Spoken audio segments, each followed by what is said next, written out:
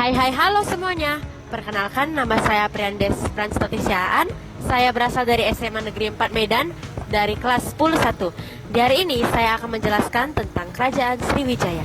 Pada zaman dahulu, di pinggiran Sungai Musi berdiri sebuah kerajaan yang bukan hanya dikenal karena kebesarannya, tetapi dikarenakan kejayaannya dalam bidang maritim dalam menguasai Selat Malaka dan Selat Sunda.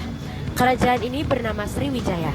Kerajaan ini didirikan pada abad ke-7 Masehi. Hal ini ditandai dengan penemuan prasasti Kedukan Bukit yang berisi perjalanan Dapuntas yang Sri Jayanasa bersama sekutunya dalam menaklukkan berbagai wilayah dan mendirikan kerajaan. Kerajaan Sriwijaya juga bukan dikenal saja karena kejayaannya dalam bidang maritim, tetapi kerajaan ini juga dikenal karena kejayaannya di bidang agama, di mana kerajaan Sriwijaya ini merupakan kerajaan dengan ilmu pengetahuan Buddha terbesar di dunia bagian timur. Nah, karena hal inilah membuat ada seorang biksu bernama Itsu datang ke Sriwijaya untuk belajar selama beberapa bulan di Sriwijaya. Nah, lalu dia juga menyarankan untuk para pelajar-pelajar di Tiongkok agar datang ke Sriwijaya terlebih dahulu, lalu datang ke India. Nah, mengapa Sriwijaya dikatakan sebagai kerajaan maritim terbesar dan kuat? Nah, yang pertama itu adalah letak strategis, di mana Sriwijaya terletak di pinggiran Sungai Musi di Palembang, sehingga mereka dapat mudah untuk mengontrol Selat Malaka dan Selat Sunda sebagai urat nadi perdagangan internasional ke Nusantara. Lalu yang kedua itu adalah mempunyai armada laut yang kuat, di mana Sriwijaya mempunyai anggota armada laut atau militer laut yang kuat dalam melindungi jalur perdagangan dari bajak laut dan juga melindungi para pedagang yang datang ke Sriwijaya untuk berdagang seperti emas dan lain-lain.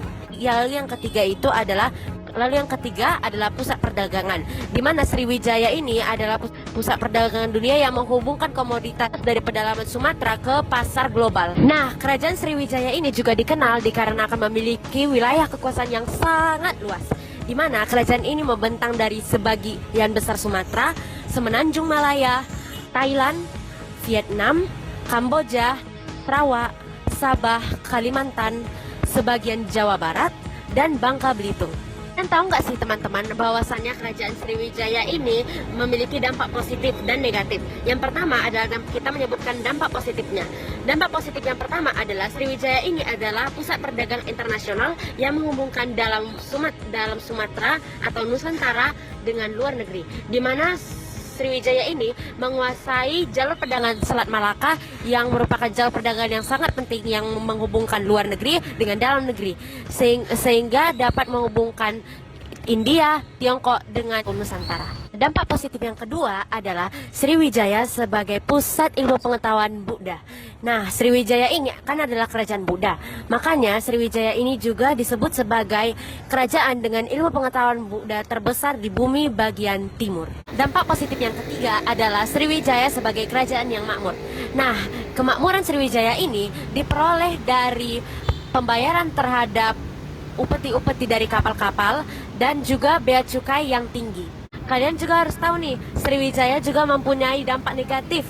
Yang pertama itu adalah ketergantungan ekonomi, di mana Sriwijaya menggantungkan perekonomiannya pada bidang maritim melalui jalur perdagangan Selat Malaka dan Selat Sunda dan Laut Jawa. Jika hal ini bisa terganggu, maka akan menyebabkan keruntuhan ekonomi di Sriwijaya.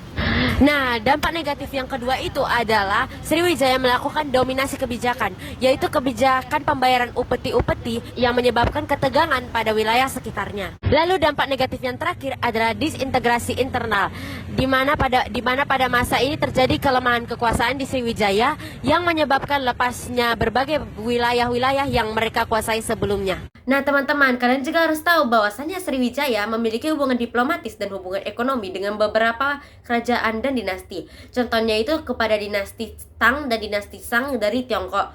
Nah, di mana utusan dari kerajaan Sriwijaya rajin mendatangi istana kaisar mereka untuk memastikan kelancaran perdagangan dan keamanan jalur perdagangan. Dan juga hal ini didukung oleh perdagangan hasil tambang seperti emas, rempah-rempah, hasil hutan dan barang mewah lainnya. Lalu juga ada dengan dinasti yang lain, dinasti dari India, yaitu dinasti Chola, di mana kerajaan Sriwijaya ini juga memiliki diplomasi yang kuat dengan dinasti Chola, walaupun mereka sempat memiliki konflik pada abad 11. Contohnya seperti pembangunan vihara di Nalanda oleh Raja Bala Putra Dewa. Sekian hasil dari tugas video sejarah saya, Abranis Prestosni, mengenai kerajaan Sriwijaya. Saya tutup video ini dengan mengucapkan terima kasih. Dadah!